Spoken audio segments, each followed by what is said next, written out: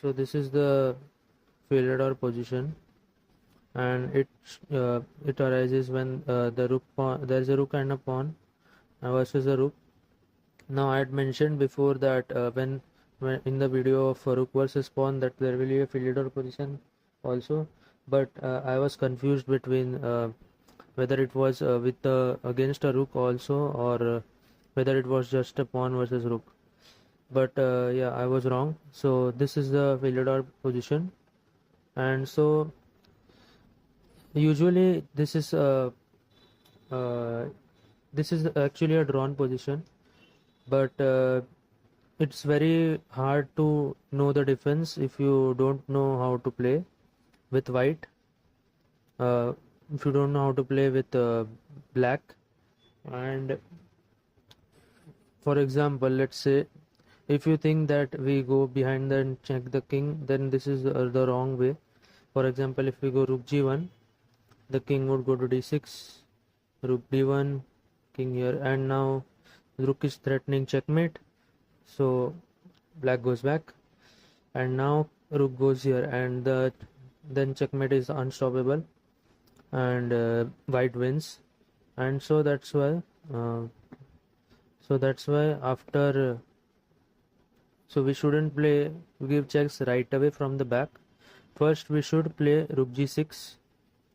Now this way the king wouldn't go up the board, and like in the earlier position when we gave a check, the king goes here and then goes here.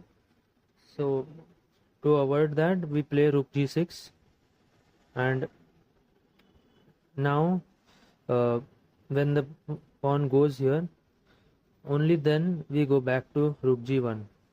Otherwise you just keep the rook here on the third rank to stop the king from going up. Now after e6 and rook g1, now the king cannot stop the checks from the back. And so for example, king goes here, king goes to d6, for example, we give a check, king goes here, give a check, king goes here, give a check. So we keep giving checks. We have all the uh, whole part of the board, whole back of the board, and so that's why this is a draw.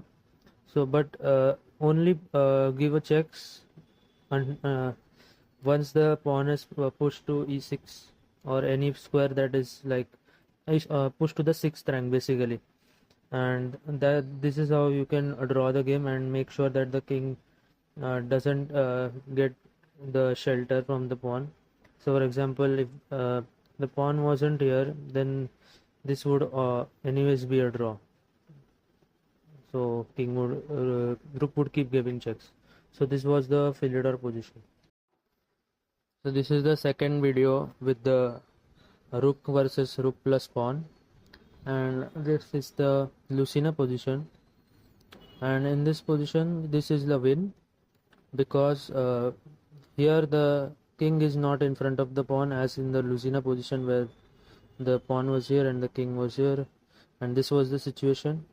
But in this case, sorry, this is the situation. And now first we need to, as we're playing white, this is a win, right? So we first get the king away from the pawn. So we first give a check. So king goes here, no other move, for example, even if this same thing. And now let's say rook goes here. Now we play this move, and this is the main idea of the Lucena position, and this is called creating a bridge. And I'll show you how that is done. So once, let's say, rook goes here, now if king goes here, rook gives a check, king goes here, rook gives another check, king goes here, rook gives a check, king goes here. And now once this, if the rook gives a check again, we block with the rook. And doing this, we can not let the rook have take the pawn, obviously, and also this is winning because the pawn can peacefully promote. And so this was the, so like what we do is, once we go here, now the king needs some shelter, right? As in the Philidor position, when the pawn was here, so after the when we gave this checks from the back, so this was the this pawn was the shelter for this king, and in this position the pawn is too far advanced, and so there is no shelter for the king, and so that's when the rook acts as the shelter. So when this happens, this no wait, king will stay here, and now rook goes here, and so this is when the rook acts as the shelter for the king. So now there will be no further checks from the black rook, and this is winning for white. And so yeah, thanks for watching.